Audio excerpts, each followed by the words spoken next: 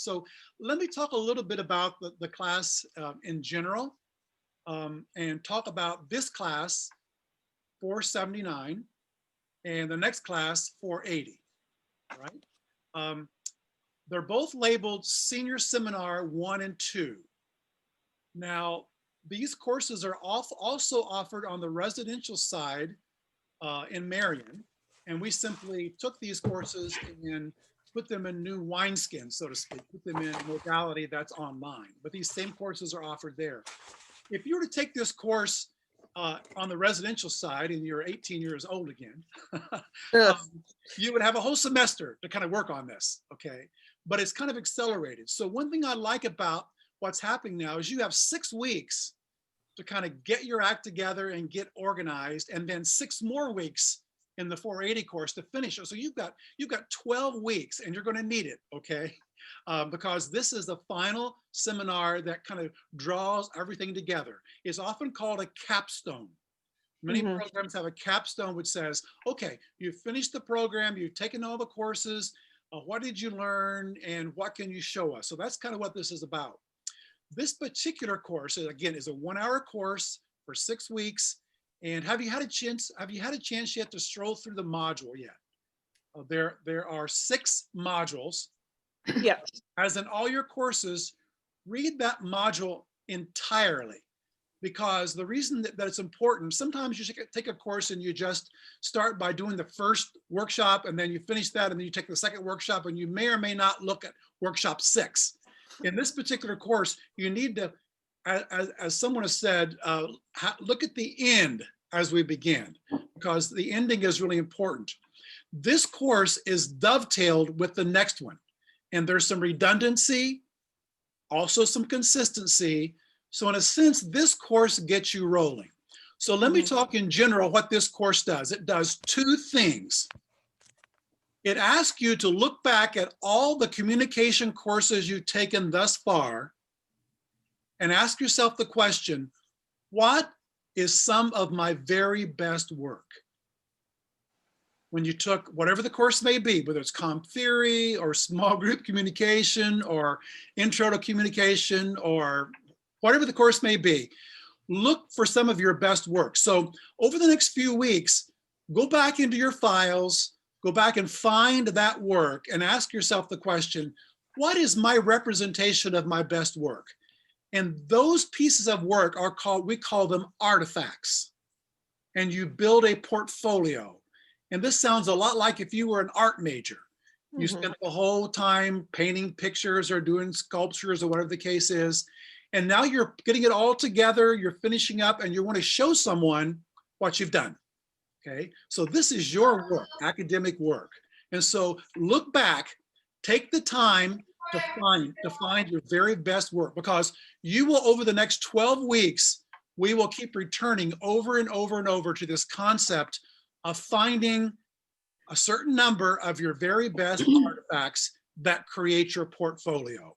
And then in the next course, once you've collected all your artifacts and put your portfolio together, you actually do a presentation in your communication, right? You record it and you talk about what you did and you show the reasons why. So that's one part that you'll be doing in this course and the next. It's a portfolio you're putting together. It has to be the courses that you've taken from us and the communication program. Not your general electives, not a religion course or whatever else you took, but these are the courses you took in this program. Now, my suggestion to you is not only should you find your best work, but try to find some good variety. I know you're tempted to only do only the work that you did for me, right? No, just kidding. but take a good smattering, okay? And don't just choose something that you have with me to humor me. It doesn't matter whatsoever to me. But you'll want to list what it is, and you'll want to get those artifacts and save them probably to a Word document or to a PDF or something, so you have them. So that's the first part. And that is something that will continue for 12 weeks. The second thing you do, there's only 2 things. The second thing you do is you write a research paper. Actually, it's better called a research proposal, because it says, okay, now that you've had these courses and you've written some short papers, maybe some a little longer, but for the most part, fairly short. You're going to do a significant research paper that is really a proposal. And please keep that in mind, because if there's anything that causes students to stumble, is they think they're going to write a paper doing original research. What you're going to be doing is writing a proposal so that it says basically, here's what people have done. That's the literature search. And here's how they've done it. That's the methodology. And then you ask the question, what is it that they have learned in this body of literature on a particular topic? And then if you were to do a study next in your master's degree, for example, this is how you would approach it. You know what people have done. You know what methods they've used. You know what conclusions they've drawn. And then you put together, and we walk through that each week. There are 5 or 6 parts, and each week, part of it's table of contents, part of it is the literature search, part of it is the methodology, part of it is the results, part of it is what you anticipate doing. But it is imperative that you search the communication literature. Okay, I know sometimes you go search, you can find good communication literature in Google, but you'll find the best communication literature in the IWU library. So by this time, you should be fairly familiar with the library. Now here's something to keep in mind. If very early in this research process, you know what your topic is going to be. For example, you may decide, hey, I'd like to know more about what people have done to study small group communication. I'm even interested in what we studied in the small group communication class about various modalities of leadership in small groups, okay? Then you say to yourself, what have the communication scholars written on that topic? And what have they learned, and what methods have they used to find it out? You may be interested in social media, but it needs to be a communication topic of some kind that people have looked into and have studied. So the good thing about the library is most of these search things you can get in the library and get sent to you either by PDF or sent to you in the mail. The librarians know you are seniors finishing your final course, and they are poised and ready to help you. And if you decide right now, real early, what it is you're going to do, you've got 12 weeks. You've got plenty of time for those sources to come to you, which is a little different than some other courses, right? I mean, you get started in week 3, you figure it out, and then suddenly the course is over. You've got a little longer, that's on purpose. So the first assignment this week is to start collecting your artifacts. Now, if you may collect them and later on change them slightly, that's understandable, but you want to try to collect them or identify them. And the second part is for you to start thinking about, what is it that interests me that I might want to study? And we ask you to choose 3 on purpose, because I will give you some feedback on whether or not I think you're likely to find the kind of literature that you need to find. Okay, so if you read the instructions on this research paper, you're allowed to get some popular sources. Let me give an example. Let's say you're going to look at the impact of social media on young people and how it's impacted them, the communication of social media. Well, not only do communication journals deal with that, but that's all over the popular media. And it's often where you read about it first. So you can bring a couple of those in. That's kind of the point you're making as to why you're looking into this.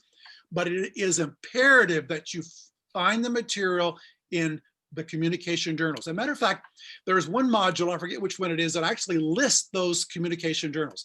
Now, it could be PR, it could be media. I mean, you know, in communication, there's a whole plethora of different types of topics. It's ones that you are interested in. So choosing 3 of those, letting me give you some feedback. And remember, it's a 1-hour credit, so there's not a lot of extra work. Matter of fact, if you look at the first week, I've actually put in there the fact that you only have 2 weeks where you have discussions. The other weeks you're kind of on your own, and you're with me, and I give you feedback. So look through that course really quickly. Even though it looks like 12 weeks is a long time, get on it right away. So that's those are the it's as simple as that. Collect your best work, create a portfolio with your artifacts, and it'll spell out how many you have to have and when you have to have them and how you're going to work with them. And then write a research proposal. Matter of fact, the way it says it right now is it's a research paper. I'm thinking about changing that in the module to say research proposal, because when you think of research paper, you think you're going to go out and study, you're going to do an interview, or you're going to do a data collection. And you may do that someday, but right now you're looking at the literature, and so let me just stop there, take a breath. And let me ask if you have any specific questions. Although to me, that sounds so simple. I can't tell you the many times that I've taught this. The things that I've been hammering out are the things that often cause people to stumble. So I'll stop, take a breath. What do you think? Yeah. You mentioned using only artifacts from the IWU program in the communication field classes. I was really wanting to use an artifact from my previous college. Would I be allowed to do so? Is it a communication course? Yes, it was a practicum in journalism. Yes, you may use that. I don't want to be ridiculous. I just don't want, what often happens, people choose a religion course or something else. And so if you've transferred in and there's a course or two and you really think there's a really good piece there, of course. Okay, awesome. It's not just that we want to find out what's here, because we've given you credit for that, bringing it in, right? So that's understandable. If you said, I want to choose half of my courses from someplace else, I'd say, don't do that. But if you have a course or two, that's fine. Good question. Perfect. And